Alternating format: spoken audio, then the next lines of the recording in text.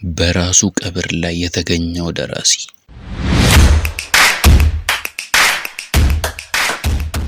ሰላም የጳጉሜ ሚዲያ ቤተሰቦች። ጳጉሜ ሚዲያ የዘመን ድልድይ። መንግስቱ የተወለደው በ1920 ዓመተ ምህረት በቀድሞ የሲዳሞ ክፍለ ሀገር በቡሬ ገጠራማ መንደር ውስጥ ነው። የቤተሰቦቹ ህይወት በግብርና ስራ ላይ የተመሰረተ ስለነበር መንግስቱም ገና በልጅነቱ የወላጆቹን ስራ በአቅሙ ያግዝ ነበር።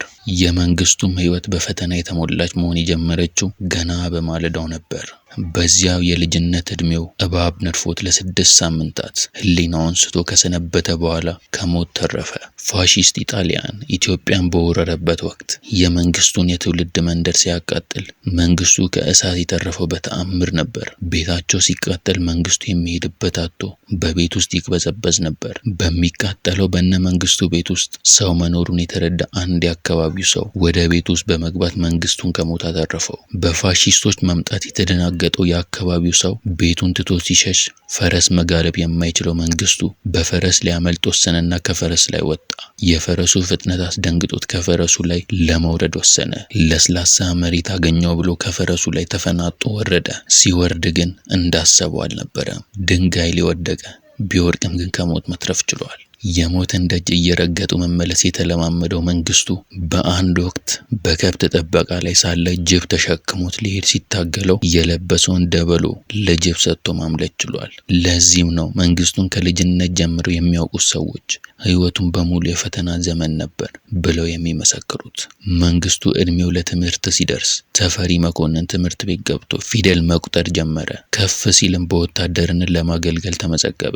በውትድርና ግን አልገፋበትም። ከውትድርናው ዓለም ወጥቶ በፖስታና ቴሌፎን ሚኒስቴር ውስጥ ተቀጠረ።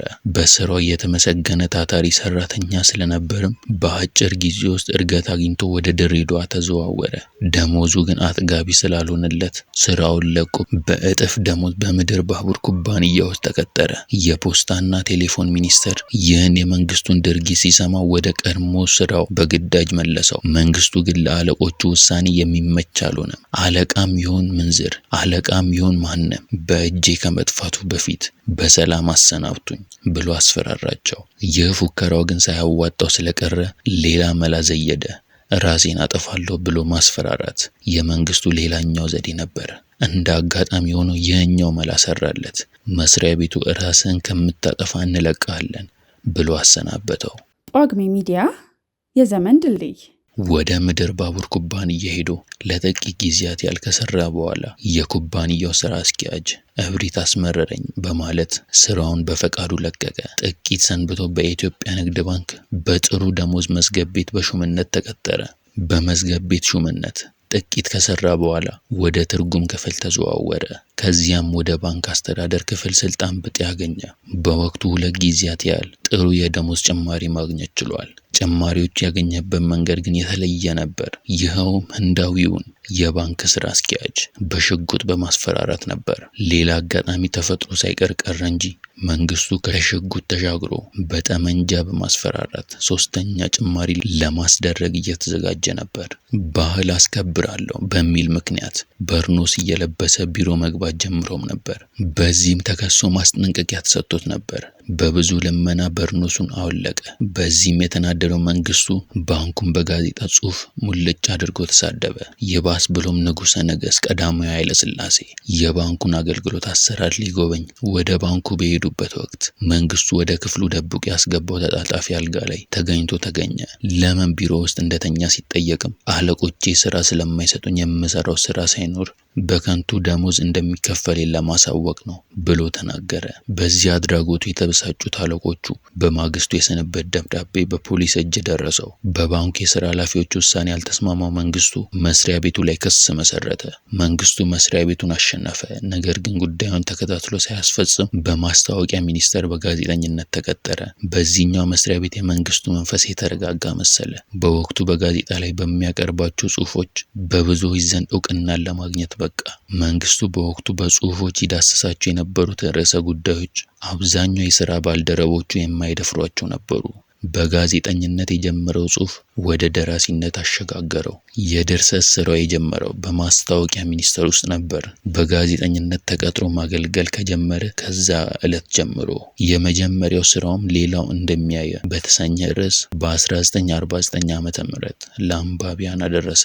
መጽሐፉ ልብ ወለድ ሲሆን ከጋዜጠኝነት ወደ ደራሲነት የተሸጋገረበት የበኩር ስራው ነው። ከዚህ በኋላ ነበር ብዙ መጽሐፍቶች መጻፍ የጀመረው። ከማናንሽ የተሰኘችው የልብ ወለድ መጽሐፍ የፊቷ ሽፋን ላይ አህያ ሙሉ ሱፍ ከነሰደርያው ካቦርት ደርባ ባርኔጣ ደፍታ መነጽር አጥልቃ ትታይበታለች።